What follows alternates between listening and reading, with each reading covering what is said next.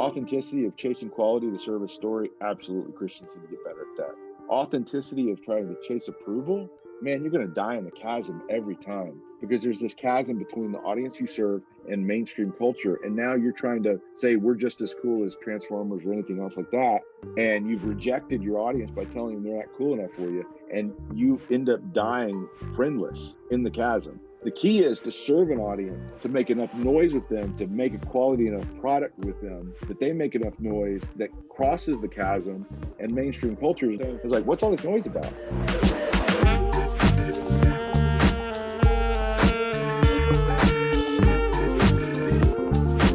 You are listening to the Act One podcast. I'm your host, James Duke. Thanks for listening. If you enjoy what you hear, please don't forget to subscribe to our podcast and leave us a good review. My guest today is filmmaker Andrew Erwin. Andrew and his brother John are the filmmaking team known by most as the Erwin Brothers. The Alabama-born brothers grew up around college football and entertainment. Their father, a local news anchor, introduced them to the television industry at a young age. As teenagers, they began their career in sports television with ESPN as camera operators. After several years working in sports, they transitioned into directing music videos and documentaries. In 2011, they released their first feature film, October Baby, followed by Mom's Night Out in 2014, and Woodlawn in 2015. Their breakout film, I Can Only Imagine, was released in 2018. Its success led to the creation of their production company, Kingdom Story Company, and an overall deal with Lionsgate to distribute their films. Their latest film, American Underdog, is the true story of NFL quarterback Kurt Warner, who went from stocking shelves at a supermarket to becoming an NFL MVP and Hall of Famer. The film is in theaters on Christmas Day, so go check it out and take the whole family.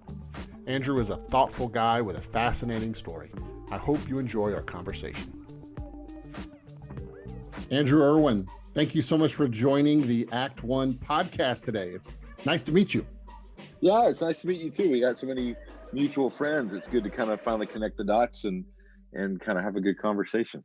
Yes, I'm really excited to spend some time with you. I have appreciated your films as a fan and kind of watched you and of course your brother John as you guys have developed as filmmakers. And I think that's one of the things I want to spend some time talking to you about today is that film journey, which has led to your most recent film that I want to make sure that we also spend time talking about, because we're going to release this podcast sometime a week or so before Christmas. And I want to make sure people are aware of this new film that you have coming out on Christmas Day, which by the way is pretty cool to have a film coming out on Christmas Day.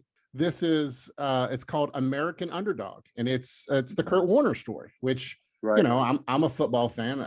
I'm a huge football fan. I'm not a Rams fan, but I could appreciate greatness when I saw it, and Kurt's story is amazing. And you guys, now this is a story. Let's just start there. This is a story that had kind of been bandied about for years because Kurt's story is it's just a it's one of those things that you oftentimes when you the announcers would say you couldn't make this stuff up, right? Like it's like right. Even Hollywood couldn't make it, but here you guys are making a movie about his story. How did you guys end up getting the rights to tell his story, and what was the impetus for you to why did you guys decide to tell his story? It was one of those that I think everybody kind of saw it as a movie while it was happening. Al Michaels, like you said, in the Super Bowl when Kurt was playing, was saying that this is too good to be even a movie. And so I think everybody saw it that way, and there was a lot of people that circled it for years. And so for those that don't know Kurt's story, I mean, he married a single mother. He was a fifth-year senior out of college. Single mother, had two kids, one of which was blind and disabled. And he fell in love with his family and just was chasing his dream of playing professional football, and nobody, he just couldn't make it. And so he decided to take care of the family, worked in the supermarket and did whatever to pay the bills, and played arena football on the weekends, and was out of football for 5 years before he got his shot with the Rams. And that year when he finally got his shot, he just had developed this speed and skill in arena football that nobody had ever seen before. And the greatest show on turf was born with that St. Louis Rams team. Took him all the way to the Super Bowl and was the MVP of the NFL and the Super Bowl in the year that he was the lowest paid player in the league.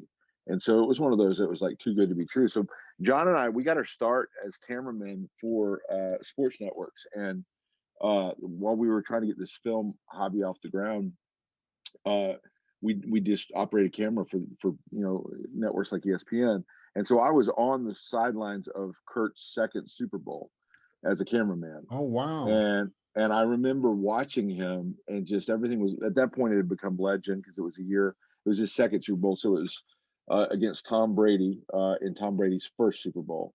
And I remember being on the sidelines of that game at the end of the game. And the thing that really caught my attention wasn't necessarily what was going on the field. It was the connection that Kurt had with this spiky haired, beautiful, kind of intense lady in the stands, Brenda. And that was his wife. And I always just wanted to be like, I want to know the story behind that. So fast forward 20 years later, it had been in development and kind of stuck in turnaround at several different studios and people trying to get it made. And we had just finished, we had our breakout movie, which was I Can Only Imagine, and then we had just done kind of the follow-up to that, which is called I Still Believe. And then COVID hit and shut everything down in our opening weekend. And in the middle of all that, somebody said, you ought to, I hear that the rights to Kurt and Brenda's story they're lapsing. And I think you should sit down and talk to them. And so we said, let's sit down and see what the story is. And we spent about 3 hours in Phoenix, Arizona, just talking about what they saw their story as. And John and I looked at each other like, pinching ourselves, saying, I can't believe this movie hasn't been made, and I can't believe it's falling in our laps. And then it just, it kind of hit this trajectory where it spun off into a much bigger film than we initially thought it was going to be. That's very cool. Yeah. And you guys also have the background of, because one thing I think people don't realize, because I'm sure I haven't seen the film yet. I'm looking forward to seeing it when it comes out, but I'm sure there's what we call football scenes, and Yeah. Football is actually one of those sports that isn't the easiest to film for our football, for people who are fans of football and fans of film. You might be more aware of this, but you guys actually have a little background with this. You've made a football film before. And it actually was heralded as being one of the better films to really portray the game of football on film. But was there an approach that you felt like you learned from Woodlawn? By the way, we're talking about the film Woodlawn. Was there an approach that you felt like you learned from that film and how you guys created that film that you took into this film? Yeah, I mean, a couple of things.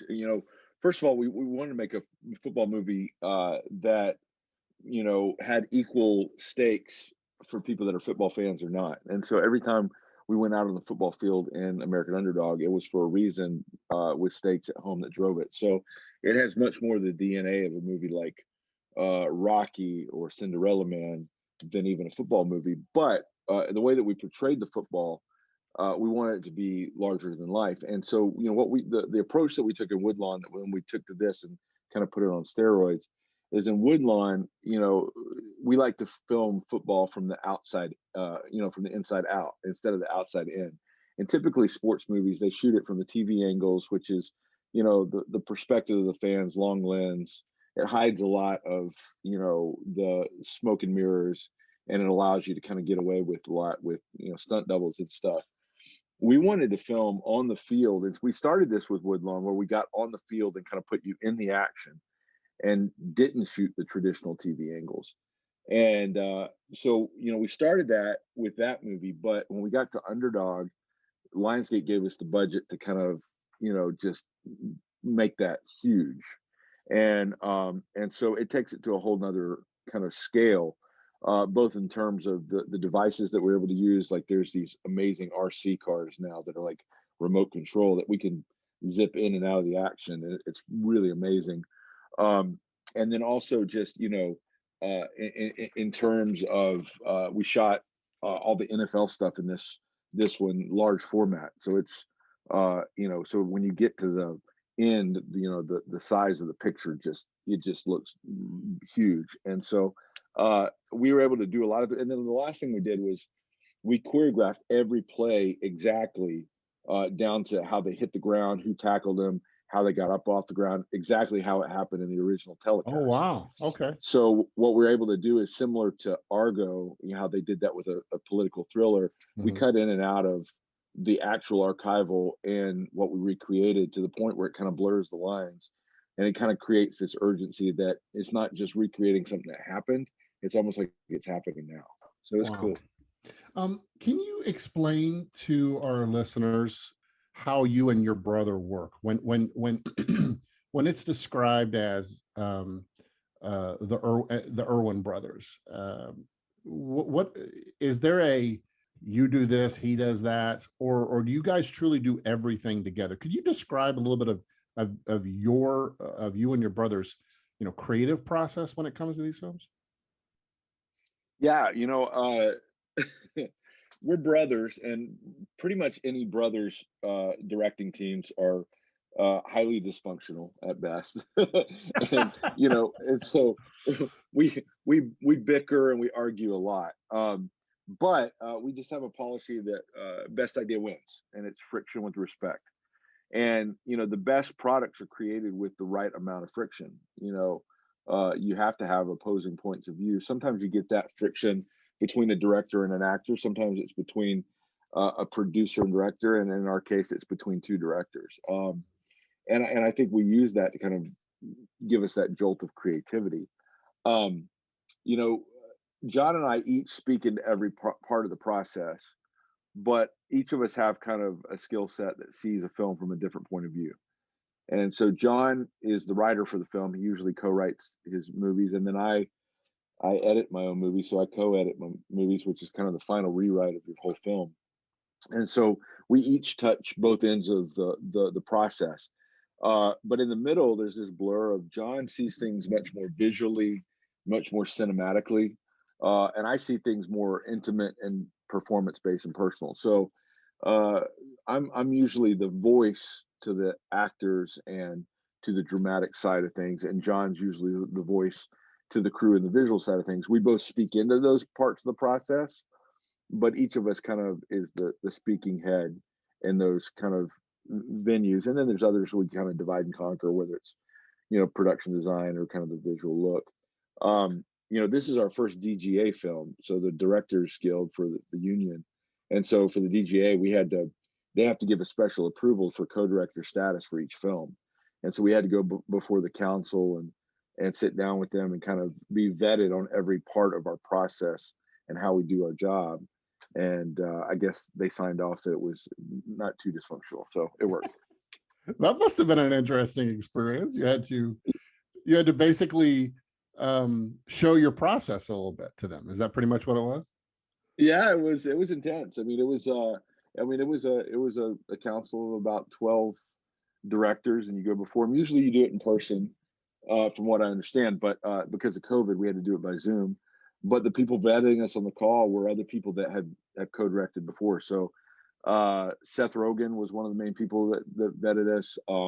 Jason Reitman, that just did Ghostbusters, he was on there, and 6 or 7 others, and then a bunch of people that I didn't see who was on there. But they went through, and every step they were like, how do you do this? How do you do that? And then you kind of walk yourself through it. And being filmmakers that are kind of self-taught, by reading a lot of books and imitating a lot of people that kind of were outsiders to the industry that have kind of fought our way in, it was both terrifying and validating at the same time. I'm sure, yeah. To be on that call and then being like, would you do this? How would you do it? And there was like these trick questions. And then at the end of it, we had to wait their decision, and they went and conferred and decided that we weren't idiots. So it worked out. It worked out. That's a fascinating process. That's really interesting. You went before the tribunal and you passed. Yeah, it was very much kind of like Templar Knights, kind of some sort of kind of Mason Grand Poobah type thing. The Star Chamber. You were before the Star Chamber. Yeah, it was like it was the Jedi Council. I kept waiting for them to pan the camera around and seeing Master Yoda sit there, but it was, it was awesome. That's great. So You touched a little bit on your background. How do two brothers decide to make films together? I am curious about that. You know, we've talked to a lot of people who one will write, one will direct, one will produce, or Right. you know, how did you and John decide we're going to actually do this together? Was it out of necessity, or was it? Tell us a little bit about that. I think a lot of us that have gravitated towards that. Um, I don't know. I think it has a lot to do with just your upbringing and experience. John and I started as kids, and so being self-taught, we had to do every job, in whatever short film or documentary or music video that we were doing. And so we just learned to divide and conquer. So we kind of wore every hat to start with. And then, we're both, we both kind of have more alpha tendencies, and typically want to be in charge. Uh, but we found that there was just a strength when one of us kind of, I guess, took a step back in different, expertises and say, okay, these are things that you do really well. I'm going to defer to you, and these are things I do well. You're going to defer to me. And in that friction with respect, we found that we made each other stronger. We make better films that way. So, John and I don't know that we're locked into always having to direct together for life. We're always going to be involved in each other's projects as partners. But up to this point, it was just out of necessity that it was kind of, we were outsiders, kind of chip on our shoulder, us against the world, and you kind of unite with family, and family just has a shorthand, and so we can be on set, and I know exactly what John's thinking, and I'm like, oh, you're doing that, and okay, do that, and then he's like, and then it's just this shorthand that you have as brothers, where you find kind of magic in a bottle. And so we each approach it very differently, but I think it makes a better product when we kind of unite those points of view. Yeah, it's such a, I'm using this theologically incorrect, but it's when I Yeah. say this word, but it is such a miracle when films get made. Films are film, for those who haven't made a film, it's hard to make Yeah. film. And It's insanely hard. Yeah. yeah, and you guys have been in the grind, um, Right. and you made this leap, Hmm. with I Can Only Imagine, where suddenly people were coming to you going, hey, so I wonder if we could talk just a little bit about that. When you Sure. guys, well, let's start back a little bit with I Can Only Imagine, of the impetus for that. When did you guys decide to take this, to base a film off of a song? When did you get Yeah. involved in the process, and how did that start? Well, for us, a lot of a filmmaker's early career is about imitation, and you're imitating different things. You haven't really found your voice. So we had tried on a lot of different hats. Coming out of music videos, we did, October Baby, and then we did Mom's Night Out, and films that I'm proud of, but they were very much kind of just trying to find our voice. And when we did Woodlawn, Woodlawn was where we really found our voice, and our voice was in stories of redemption, underdog stories, that are true life stories. That's real true life redemption stories is kind of our song to sing. And Woodlawn was our first A+ cinema score, and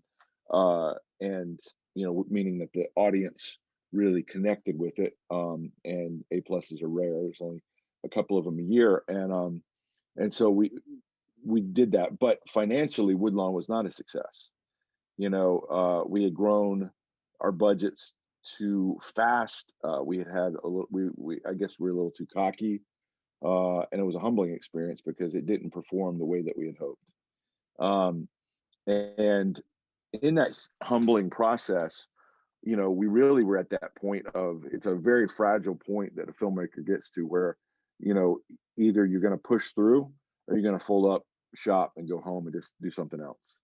And we were at that point where it could have gone either way. And in that soul searching, we were figuring out what story was next.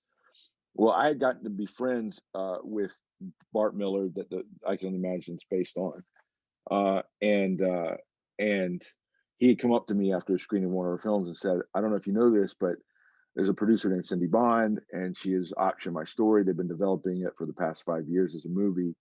I wonder if you would consider directing it. And I was like, oh yeah, that's interesting. They sent us a script this morning, and I read the script, and I was just like, it's just not. I don't know if there's a story there yet. And I was doing an interview at the end of the Woodlawn experience, and the host asked me off the air, "What are you guys looking at next?" And I said, "I don't know. We're trying to figure it out, but maybe might do something around Bart Miller and the song I Can Only Imagine." And he said, "Oh my gosh, I was at the Ryman that night when Amy Grant pulled him up on stage and gave him his song back. Said it's the most amazing thing I've ever seen in music." And it wasn't in the script. And I called Bart. I'm like, "Did this happen?" He's like, "Oh yeah, bro, it was the most magic night of my life. I forgot to tell you guys that." And I'm like, lead off of that, bro. So, It was the most magical night of my life. Forgot to tell you about it. Yeah, I forgot to say, which is a very Bart thing to do. So I called up Amy Grant because we'd done videos for Amy Grant, and I said, "Amy, did this happen?" She said, "Yes." And I said, "Can we use it in a movie?" She said, "Does it help Bart?" I'm like, "It makes a better movie." She's like, "Then yes, you can use it." So at that point, we're like, okay, we don't just have a little song, a story about a song. We have a full, complete movie, and it's a redemption story. And John did a page one rewrite of the script, starting with the moment that we end the film with, when he looks up and the whole stands are empty, and he sees his father in the stands. That was where we started, and we worked our way back from that to kind of finish the script. But that was exactly where John was like, "This is a story about a father and son." And so when we made it, we had conflicts with the studio that was developing it. So we ended up, there was a meeting where they just said there was only 17,000 fans on the planet that would be excited for the film, and so we said, you know what, we really believe in our movie. We're going to go ahead and buy the rights and take it on ourselves as an independent film.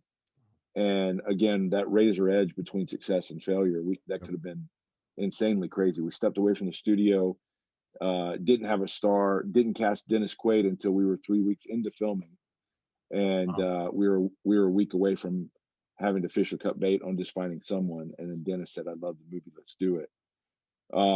And then when it came out opening weekend, it was predicted to do about 4 million opening weekend, which would have been a huge failure for us. And then it came out and it did 17.1 opening weekend and gave us our second A+ cinema score, then held 14 million the next weekend and did 86 million over the run of the film, little $7 million film. And then that just smashed the doors wide open, and it was a game changer. But the razor edge between success and failure there, we could have just as easily died, folded up shop and gone home.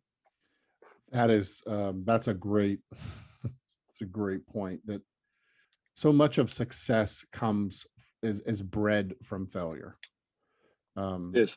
And there's a fearlessness that you have to have, and that's very admirable on you guys' part. I talking about Dennis Quaid, that role, I mean, that role in that film, it kind of required, like, I can't imagine who could have been other than him, because that role required an actor of his gravitas. And yeah. What was it like? I mean, because I know you'd work with other great actors, but that must have been something a little bit different, casting him in that role and working with him in that film. Yeah, it was, and Dennis and I have become really dear friends at this point. I mean, he's in American Underdog as well, but on that one, that role was originally written for Mel Gibson, and we were courting Mel and traveling with him at points, helping him promote Hacksaw Ridge to the Faith audience. And then at the last minute, Mel, when we made the offer, decided that he was going to go do Professor and a Madman, which is a passion project for him. And when he pulled his name out of the consideration, we were like, "Oh, we don't really have a plan B." And so we started looking at all the people that were suggested, and I just really had a hunch about Dennis Quaid. And we got a lot of pushback at first because Dennis had always played, the good guy that gets a little bit better. Right. He was always the squeaky clean, Boy Scout ideal American. Yeah. And to play somebody that's a child abuser, that is really a rough character, that is not an attractive character, that really lets his kind of flaws hang out. There was concern of whether the audience would accept that. But I just really felt like Dennis was at a place in his life where if he embraced his age and embraced his struggle, that there was something special to tap into that the audience had not seen before. So he came in, and we only had him for about 8 days to film with him, and he came in really dialed in, and we had our first day on set, which is kind of like an awkward first date, and I just I pulled him aside after one of the scenes. He said, "Do you have any notes?" And I said, "Well, I love everything you're doing, but could you just give me a little bit less? I think the best kind of emotion is not trying, it's not emotion, it's suppressed emotion. It's not crying, it's trying not to cry. And that's where the most powerful emotion comes from in a performance, especially with a man, is let it just be forced out of you." And he said, "Oh, good. I like being reined in because I like to go big at first." And I said, "Well, we have a policy of best idea wins, Dennis." And he said, "Well, I like strong direction." I'm like, "Well, we're going great, good." And I said, "Well, this is what I want." And so he came in for that breakfast scene, and he played it like a shook up bottle of soda pop, where he was trying not to be this abuser, but he was about to explode. Mm. And that scene, he just took it to another level that I'd never seen anything like that out of Dennis before. And I was enthralled that, hey, we've got great and good in the scene. And then we flipped the camera around to do the close-up work for John Michael Finley, who played Bart. And John Michael was a first-time film actor, and he responded to Dennis, and he took his level up. And I'm like, oh my gosh, we got great and great in the scene. So that was one of those things that, again, you don't know if it's going to work out. It could have easily been a failure, but Dennis was meant for that role, and I can't imagine anybody else playing that role. And he tapped into something extremely special. He did. He really did. That I thought he was just exceptional. I've always been a Dennis Quaid fan, but you're right. It's he's Dennis Quaid. He's that guy. He's Yeah, always the. yeah, But that was something. That was something different in a really beautiful way. Directing actors. Well, actually, before we get to directing them, let's talk about casting them. yeah, What is your process? Because you guys have had some really good casts. You guys have worked with some really talented actors in your films. yeah. What is your casting process? Are you looking for, do you have someone in your mind just locked in and like a bulldog, you're just driving towards that one person, or are you able to kind of consider, and if so, what are you looking for? I know every film and every role is different, but do you have some sort of process that you and John have in terms of casting? Yeah, I mean, you always write a script, and while John's writing the script, I'm the first audience, so I'm always critiquing the script and editing it with him. And so um, you always kind of get locked in your head exactly who you see in your head. And typically you're set up for disappointment because it just very rarely do you get your first pick, and then you have to kind of wrap your head around, okay, what's available to me, and how do I, and then you end up casting your movie, and then all of a sudden you're like, I can imagine a movie without that person. So like in the case of I can only imagine, I can't imagine doing that film without Dennis Quaid. Like he was the movie. And so you just have to fight for those things. So it's a lot of times it's relationship, it's a large portion of luck or providence, and then it's just about working towards the individual. So I usually do a list of 30 or 40 deep per role, working with my casting director, um, of people we could see in these parts, and we go through that roster, and I do, and then I do a headshot sheet where I start pairing people together as far as how the chemistry would go, Yeah. because it's not just about getting great actors in your film, it's about having a really well developed cast. Mhm. And then you work relationships. So in the case of I Still Believe, we did that one. KJ Apple, when he came on board from Riverdale, incredible young actor. I love KJ. But the first thing we asked is we've got to have great chemistry here. and who is the one actress she worked with he had the best chemistry. And he said Britt Robertson, hands down. I did A Dog's Purpose with her. It was my first film when I moved to the US from New Zealand, and she's amazing. And I'm like, well, can you reach out to her? So he reached out to her, and she didn't respond to his text. And he's like, well, I guess she didn't like me as much as I liked her. and so we were in the middle of chem reads with some other actresses that were really good, but chemistry reads, and we just still weren't feeling it. And he said, let me reach out to her again. So he reached out to Britt on Instagram. She saw his message, said, oh my gosh, I can't believe I didn't see I changed my phone number, and I can't believe I didn't see your text, and I would love to do this movie. And so she signed on, and then all of a sudden we're off to the races. And then, other people like Gary Sinise. Gary Sinise has been a long time mentor for me, and I'd always wanted to work with him. And, we talked about where he was at in his career, and he had taken some time off to help his family. And I said, well, where are you at? And he said, I want to take a movie that reminds me I'm good at what I do. And I said, well, I'd love to work with you. He said, well, write me something. So we wrote the role of the father for him in that movie, which was a treat. And then, when we got to Underdog, sometimes you do land your first pick, and that's very, very, very rare. But in the case of Underdog, when we started talking, Zachary Levi from Shazam was our number one pick. That was the one we wanted. But we had the same agent at UTA, and I knew his schedule, and I knew he was about to shoot Shazam 2 and Harold the Purple Crayon, and he had 2 other films in development at Lionsgate. And so I knew there was no chance. So we went on to start talking to other people, but Zach and I knew each other from the past. And I talked to him on the phone, and I just said, we were talking about something completely different. We were FaceTiming, and he said, what's this Kurt Warner movie I keep hearing my name tossed around on? And I said, well, Zach, I wasn't even going to mention it to you because you're not available. He's like, well, send me the script. Let's see what I think. So I sent him the script, and he texted me back at midnight. He said, I'm in tears. I love this script. He's like, let's go make a football movie. We'll work it out. And so I called up my brother, and I was like, I just landed Zachary Levi, and I don't know how I did that, but he's on board. And so instantly we went back to the other actors that we had that were in our fold. So Dennis Quaid looks a lot like Vermeil, has a lot of his tendencies. Yes. And so I reached out to Dennis, and I put together a highlight reel of Dick Vermeil. And I just said, Dennis, I'll let you play anybody you want. I'll let you play the mom in this film if you want. But I said, I think it's really special when an icon plays an icon. And I sent it to him. He watched the highlight reel. He's like, I'm your Vermeil. I'm in. And then we were like, now we've got to really ground the cast with some pedigree. And so we started talking down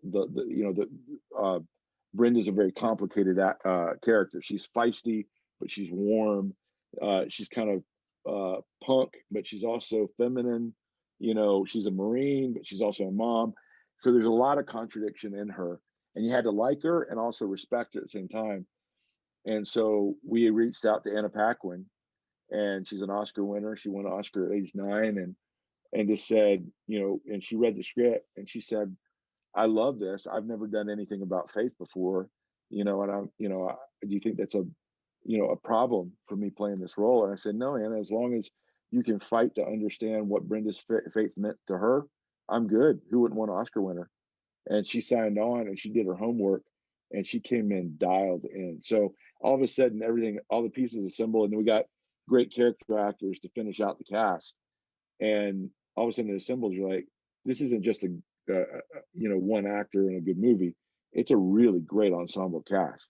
And that's just something you have to kind of, it's like playing Tetris, just making all the pieces fit until you're like, oh, that's exactly what it needs to be. And you just work it. That sounds really exciting. I mean, I'm really excited to see that cast. Yeah, honest to goodness, the Dennis Quaid, Dick Vermeil, that was like a no-brainer. As soon as you see Dennis Quaid, I'm like, oh, that's like a no-brainer. That's amazing. Yeah. The rehearsal, how much rehearsal do you guys do? Like when you have these guys that are so busy, as Zachary Levi and now Anna Paquin and Dennis Quaid, they're always working on other stuff. And how do you do a lot of rehearsal? Do you do more like I heard that who was it? Mel Gibson just like meets with his actors. He just like talks with them before. Mhm. What is your process, and is it different every film? Yeah, every filmmaker has kind of their style, and it usually comes out of just what their experience was getting into the industry, what they're coming from. So, like theater guys really do a lot of rehearsal. So, if you're a theater person, yeah, they rehearse the heck out of it. If you're in a, Aaron Sorkin film, you're gonna, just go over it, over and over and over it.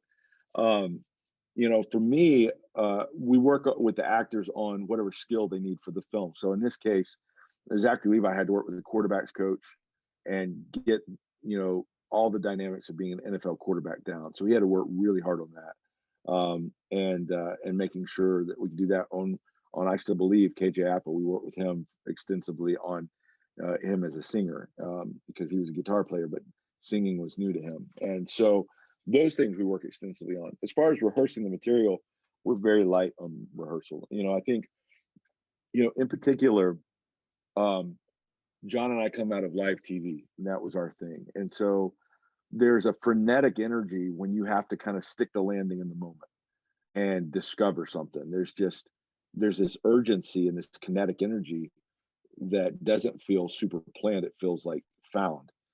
And I really like that. And so I find that if we over rehearse it, um, that it gets stale. And so what we do is with our leads, we'll spend time with them doing some read throughs and that type thing, and then allow them to speak into the script of saying, that didn't feel like my character and that type of stuff. And we kind of what we call tailoring the suit. But as far as the really big stuff, we really save it for the day and try to discover that in the moment. Just and I'm kind of a four take guy. I feel like first two takes I'm knocking rust off. Third take will live in the movie. Fourth take will be really really great, and then after that you're wasting energy. And so that's more in the Clint Eastwood kind of camp. I think he's only a two take guy, but each director finds their own rhythm, but that's our rhythm. When you're on set, is there leeway to improvise? Do you like for the actors to kind of play around? You give them space for that, or you guys like, nope, this was the script. Say the words I wrote. No, we tease my brother all the time. We're like, it's just words, and then he's like, I'm right here in the room, and we're like, so I feel like once you have a really great script, and then if you cast that film correctly as a director, then that's 90% of the directing job. And the rest of the time, my job is to help the actors get to a place where they feel safe and not self-conscious. And when they feel safe, then they'll risk and they'll be vulnerable. And vulnerability is the key to really great acting.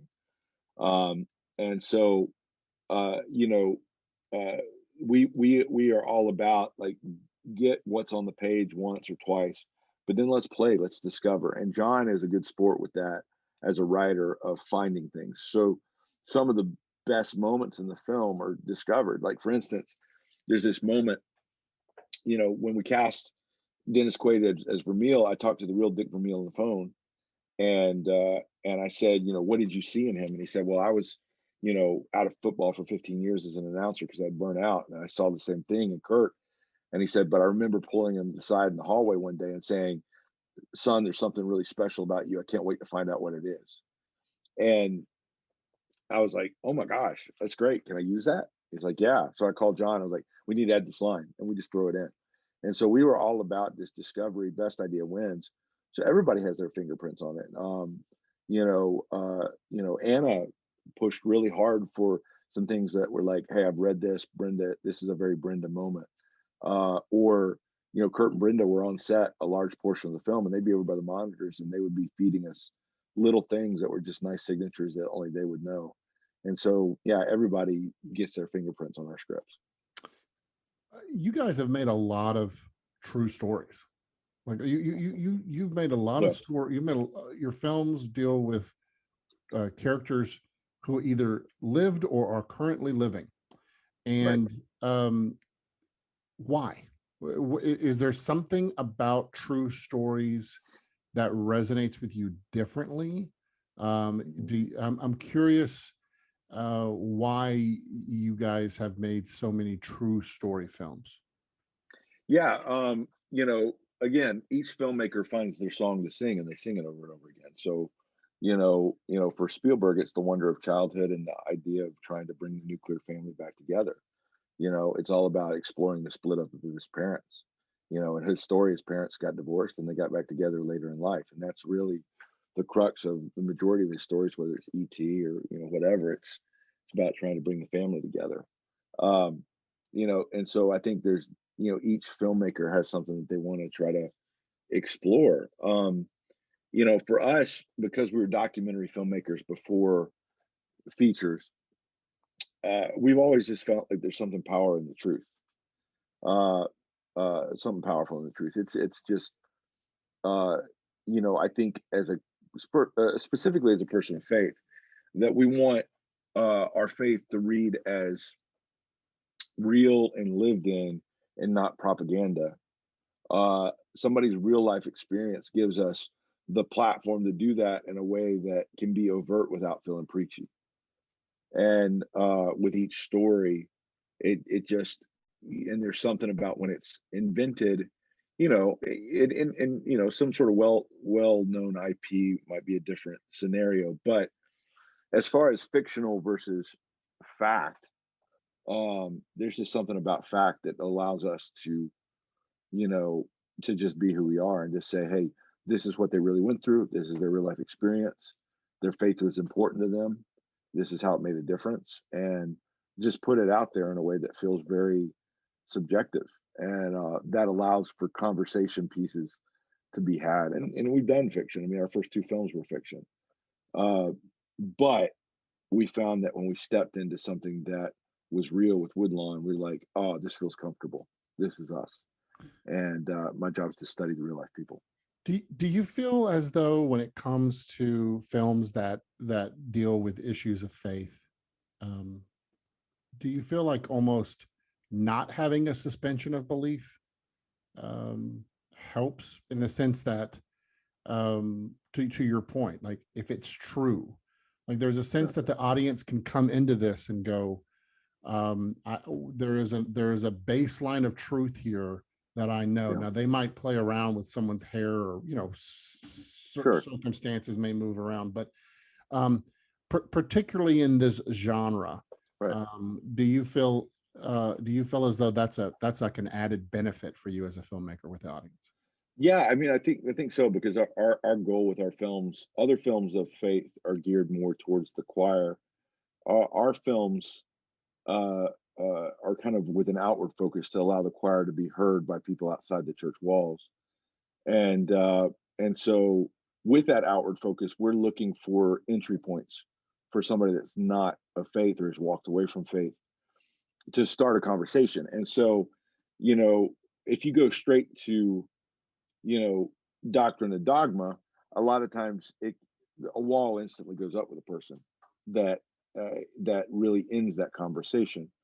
But uh, but kind of similar to the Apostle Paul in the Bible, that he was talking to all these philosophers and scholars in Greece, and he talked to them on Mars Hill and was trying to use their language to explain, the truth of the gospel.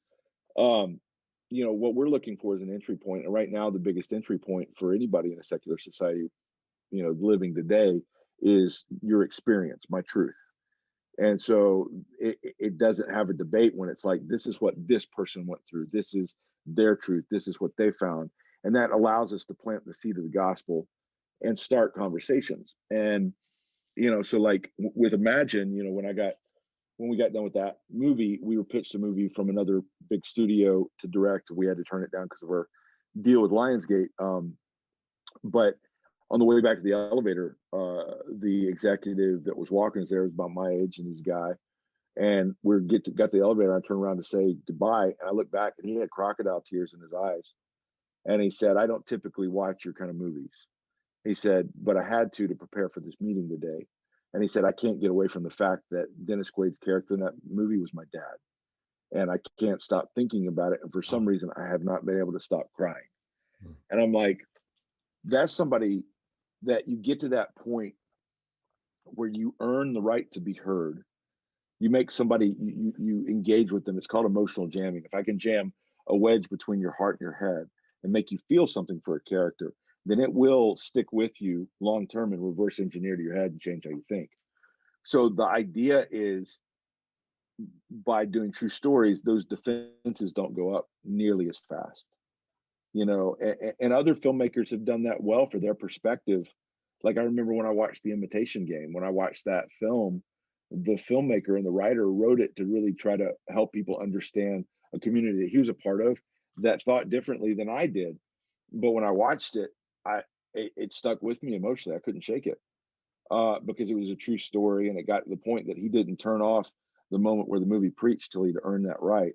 And as Christians, we can either criticize people that do that may have a different worldview, or we can say, oh, that's a powerful tool, and how do we engage thought to try to just plant the idea of simple redemption and forgiveness? And then the answer to that obviously is Christianity and a relationship with Jesus Christ, but that's just offered by whetting that appetite for wanting redemption, and that's true stories. I'm not saying it's the only way to do it, but it's a powerful tool to do it. Yeah, I I agree with you, and I think that for um, as an audience member, you find yourself. It's one thing to see yourself, and it's one thing to see yourself in a character, Right. And to empathize, but it's another thing to see yourself in another human being, Right. like someone who actually lived. And I think that was the point, that maybe even the power of that executive was that it wasn't just a character that you created. It was Bart's actual father, Exactly. his transformation. Um, I want to talk to you a little bit about, from your perspective, the conversation that Christians have about Christian film. Yeah. There's a bit of a schism, if you will. There's people who absolutely hate them and abhor them and think that they've ghettoized everything, and then there's people who absolutely think that that's all you should watch. You should completely remove yourself from mainstream, and you should only watch, the cross and the switchblade over and over again. Which I'm sure some of our audience know that reference of them. Yeah. But anyway, for you, you're in this space. And by the way, I want to start this question out by saying, I'm a fan of you and your brother's work. I have to admit, you guys have really developed as filmmakers. It's been really impressive to see you guys. You're starting off, and to progress to where you are now. I see you growing as filmmakers. I see you growing as storytellers, and it's been really impressive. And I just want to tell you, congratulations and bravo on everything you guys have been able to achieve and accomplish so far. And having said that, you even touched on a little bit that your films tend to address maybe a different slant of that audience within that same faith-based Christian film kind of subcategory, whatever we want to call it for marketing purposes, but that's where we are, right? Right. So for you, I'd love to know your thoughts on this space, because I know you have lots of friends. You've worked in this space. You have lots of friends in this space. What do you say to those two groups? The group that says you shouldn't be a part of any kind of mainstream film, you should only make Christian content. And what do you say then to the other group, which says Christian film is abhorrent and you should have nothing to do with faith-based films? Yeah. I think, I would hope that to just be part of a tool to cause a conversation to happen between those two groups. Um, I think film is a very subjective thing. And, it's easy to criticize, because I think there's a lot of, there's a large part of Christian critics that are just ashamed of Christians, and I can't do anything about that. If that triggers something in you that makes you feel like the Christian ghetto, then I can't do anything about that. I mean, it's just it's you have a bigger issue than a film. But as far as the quality goes, yeah, I think that John and I always have said that quality is something we always chase. It's not something we ever catch. And so with each film, we just try to get a little bit better, and to chase quality a little bit more. And I think that's the correct perspective. I think the ones that are doomed to failure are the ones that come out and be like, finally, we're the first, quality Christian film. And I'll be like, oh, you just stepped in the trap, because, to the outside world, outside the church, they don't care. That's They right. don't care. That's right. They don't care about the labels. They're just like, is it a good movie? Is it worth watching? What's the buzz about? It's like, you know, and when that fear of missing out kicks in, like there's a reason why I Crazy Rich Asians was not on my radar. Even though one of my buddies is in it, I wasn't on my radar. Wasn't even paying attention until all of a sudden, there's all this buzz from a community that celebrated their art form. And by Monday, afternoon, I'm sitting in the theater watching Crazy Rich Asians, being like, "What's all the hype about?" And so I think there's a larger portion of people that their real issue is just with being ashamed of Christians. But the quality side, I'll say that I have a different perspective, because I did come up with a group of people, and we're maybe second generation, but there was a group of people, whether it's the Kendrick brothers with Fireproof, or or Devon Franklin, that's been like a big brother to us, or obviously Mel Gibson was the one that started the whole trend, in this recent iteration of faith films. So I think that it took tremendous courage for two pastors in Georgia to step into the game, saying we want to be involved in this, and we're willing to make up for 40 years of lost ground, where there was a lot of Christians that said movie theaters are bad and we're not going to do this. And so whereas we were represented incredibly well in the 50s, and up till the 60s, with movies like Ben-Hur and The Robe and, the Ten Commandments. I mean, that was staple Hollywood. It was really controlled by Catholics. And then at some point, Christians were like, no, movies are bad. And they stopped. And so we lost our seat at the table. So for two men to step into the game and say, we're going to reclaim lost ground and we're going to learn what we don't know. Yeah, absolutely. In the early days, we all struggled. But I think we have fought to try to learn in triple speed, how to make an impact. And I think any of us that are having any kind of success at this point owe a tremendous debt of gratitude towards leaders like that were willing to take a chance. And so I think with any emerging industry, there's a lot of criticism that comes up front. There's a lot of critics. Christian music took the same flack for years. And so I'm excited to be a part of maybe blazing the trail. That then there's hopefully filmmakers that come behind me that are going to take it farther and do bigger things.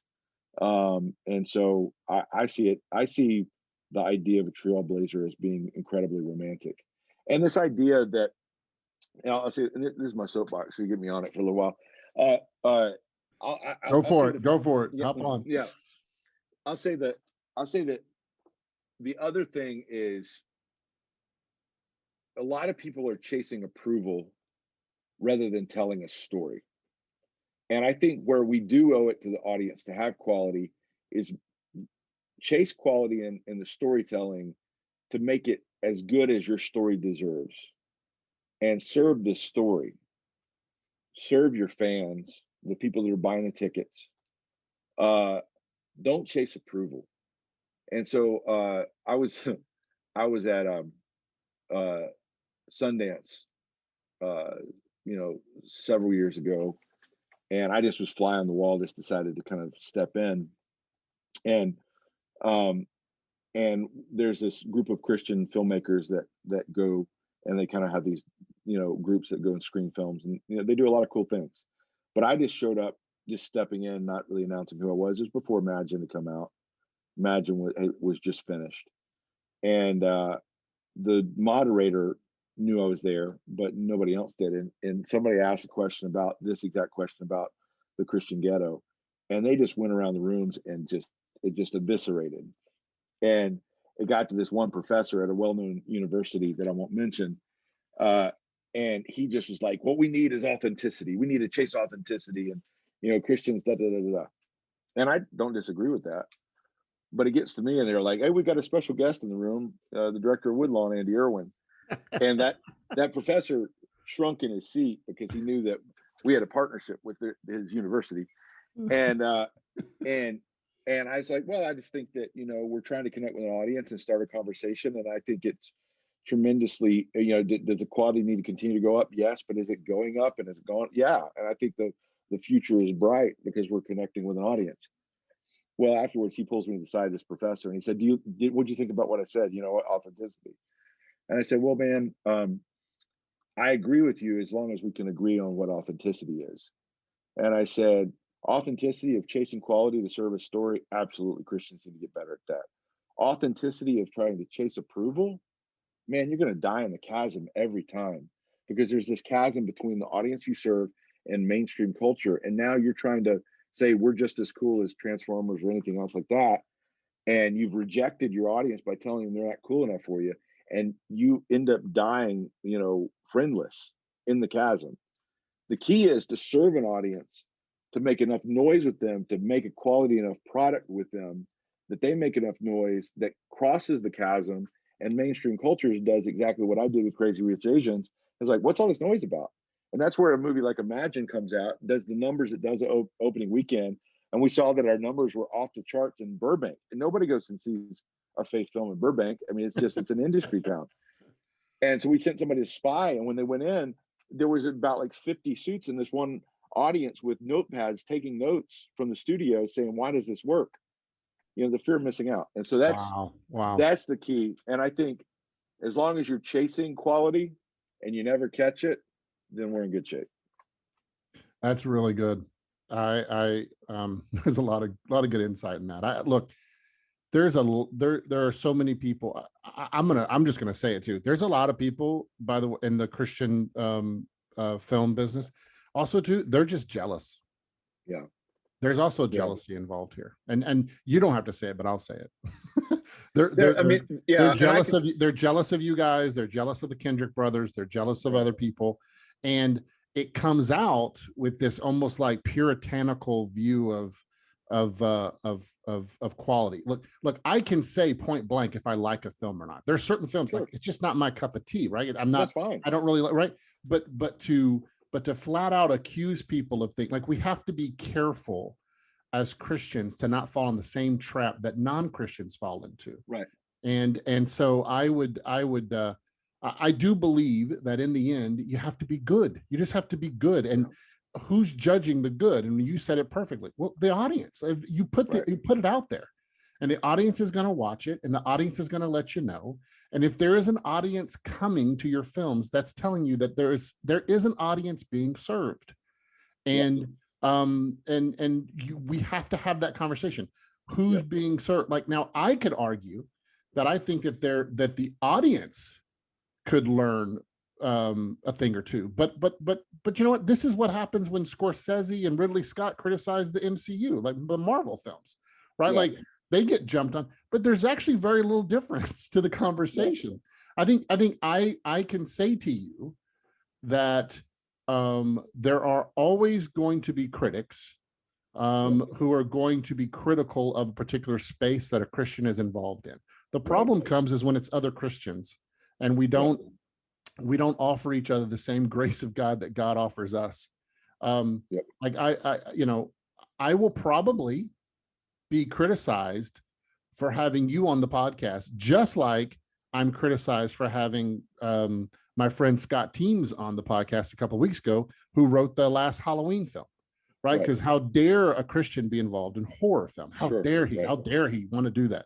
And so I get criticized. There's criticism on this side, and there's criticism on this side. And I loved your initial response to my question, which was, hey, let's be in the middle and try to bring these two groups together. And in a sense, I think that's what your films do. American Underdog. I still believe, I can only imagine.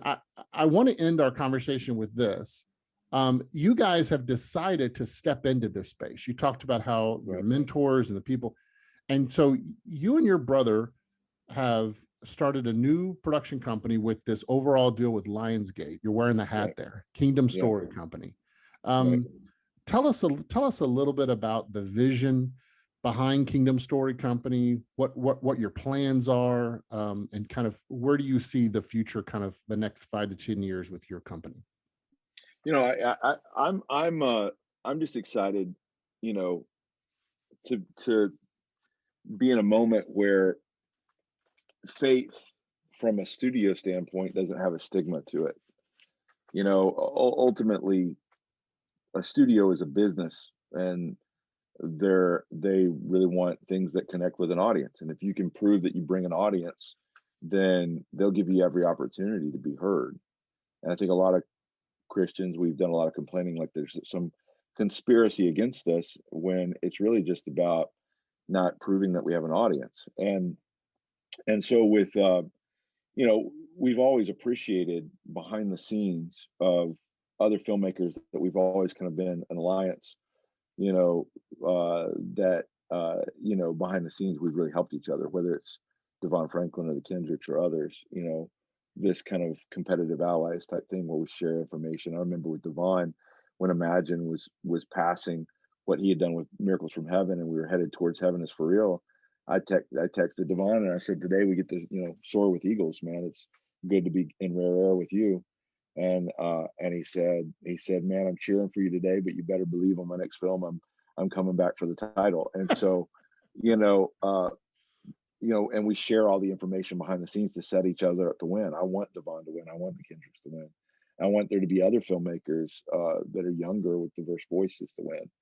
And so, you know, after Imagine happened, the opportunity came about that Lionsgate wanted to do a long-term deal with us. And so, you know, they saw a lot of similarities by our DNA with what they had gone through with Tyler Perry. And because they discovered Tyler Perry when he was doing Church Plays, and then all of a sudden he became the brand that he is. And Tyler's a good friend. And, you know, and so we stepped into that and said, okay, well, let's find out who Tyler's attorney is. And there's this guy named Matt Johnson, and I didn't know if that was good or bad. He was some sort of power attorney.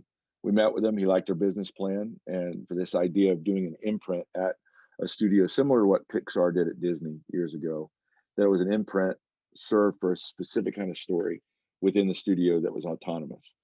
And so it allowed us to have creative control. You know, Lionsgate funds everything, but it allows us to be, you know, autonomous in the stories that we tell. And then the ability not just to do Erwin films, but to go out and target young, up and coming, and seasoned filmmakers that have that faith perspective and give them a platform.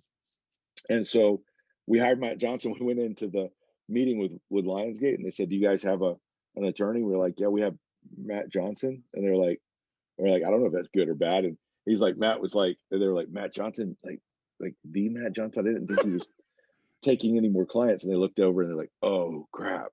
And so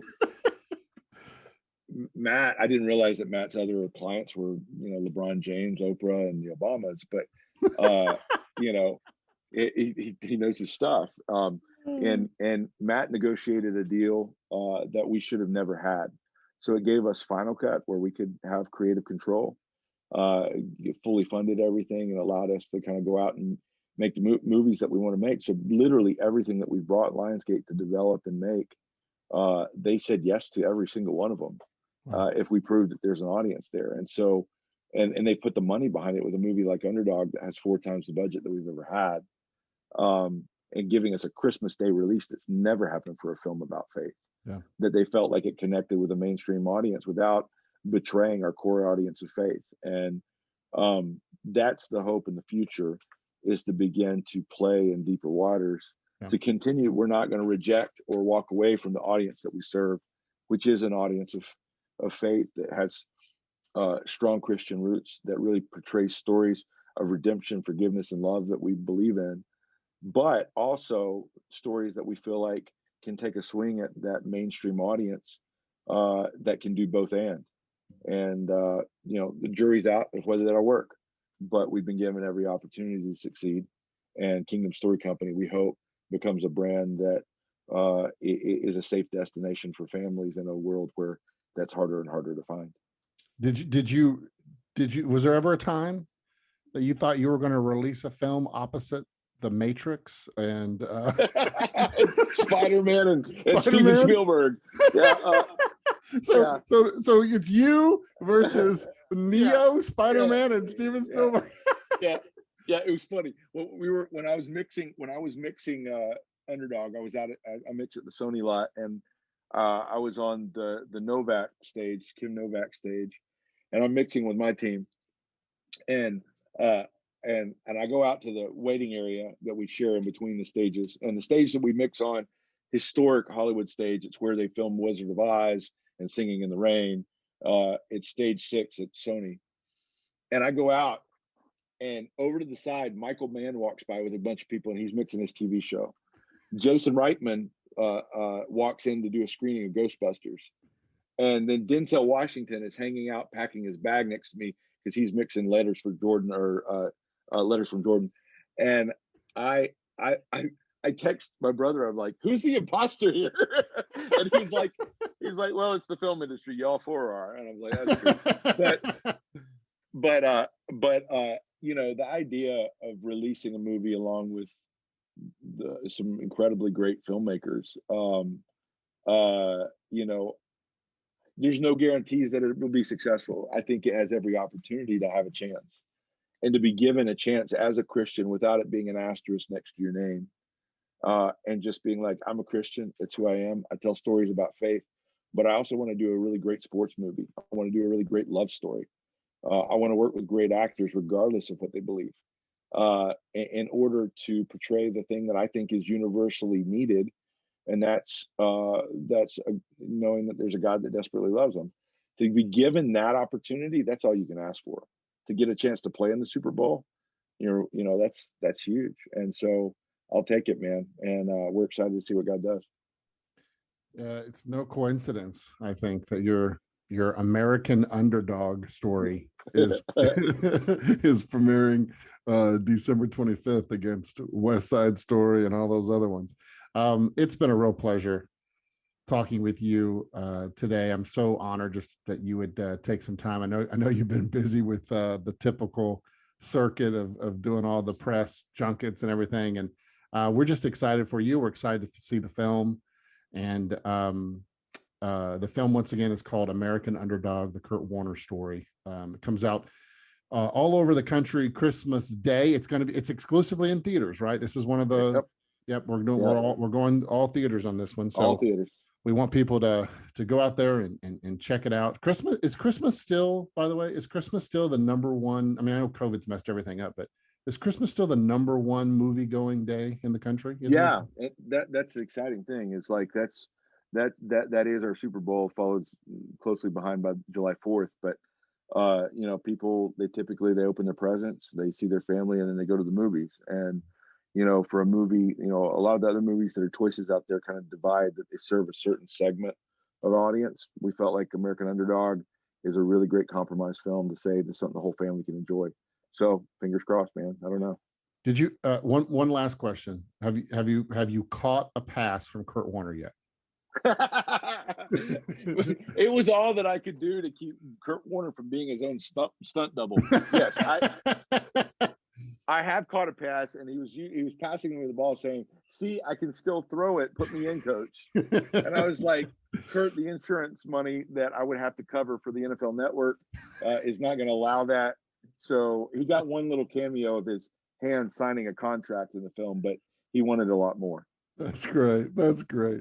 Well, this has been fantastic. Thank you so much. I like to end all of our podcasts by praying for our guests. Would you allow me to pray for you? Would love that. Heavenly Father, we just want to pause and thank you. And thank you for just the chance to be able to talk to Andrew and just learn about his story, learn about him and his brother and all the work that they're doing. And God, we know that this business is a difficult business. It's a hard business. And every film is a new journey. And God, we know that this one is coming towards its end. And we just pray for your blessing. We pray that the film is seen by everyone who needs to see it, who wants to see it.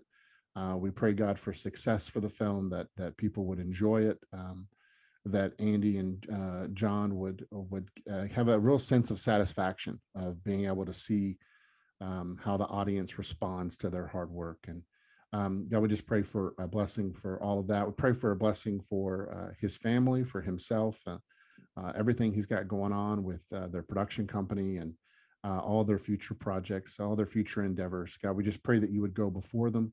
You'd watch over them. I'm sure that they are on the list of those who want to do harm as well, that to see them brought down now because of their success. So God, I pray you would protect them. I pray you'd watch over them, watch over their family, watch over their relationships.